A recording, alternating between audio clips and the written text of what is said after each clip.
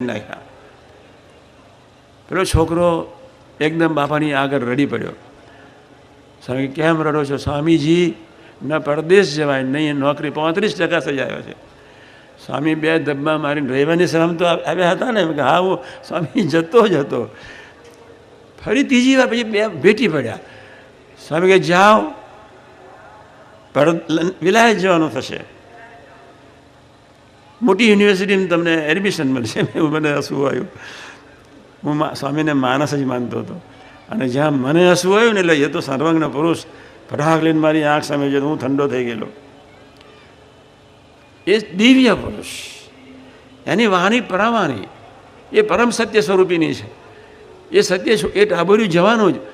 પણ હવે અમારી તો નાસ્તિક બુદ્ધિ. પેલા દીકરાને કહ્યું મોટા સાહેબ થશો પણ પૂજા કરજો.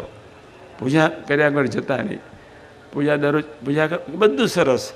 સંજોગોને આધીન મારો એક મિત્ર લંડનથી, હું 54-55ની વાત કરું છું, અને ત્યાંથી બિચારો આવેલો. એ લોમ્બેલનો છોકરો ત્યાં રહેતો. અમે બધા ક્રિકેટના ગ્રાઉન્ડ પર ભેગા થયા. એ મેં એને કહ્યું, મેં આ છોકરાને તું અમેરિકા લઈ જઈશ, અરે લંડન લઈ જઈશ. સ્વામી લંડન તો અત્યારે તો બહુ ઇઝી છે, અમે આપશું સ્પોન્સર ને બધું. પેલો છોકરો પહોંચી ગયો. 35% જ માર્ક્સ.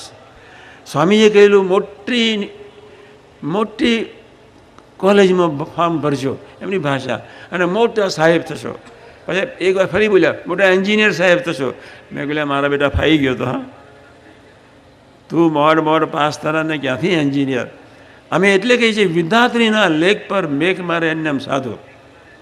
તમારું ગમે તેવું પૂરું પ્રારબ્ધ હોય, આપણે પ્રારબ્ધ સહિત ફરીએ છીએ, અને જો પ્રારબ્ધને પકડતી ન ચાટ્યા હોય તો એ આનંદ હોય. આપણે બધા દર્દીઓ બેઠા છીએ, ડૉક્ટર જોઈએ ને જોઈએ જ આપણે. આને એટલા માટે દરેક શાસ્ત્રો કહે છે, દરેક શાસ્ત્રો, ઇવન બાઇબલ, ઇવન કુરાન,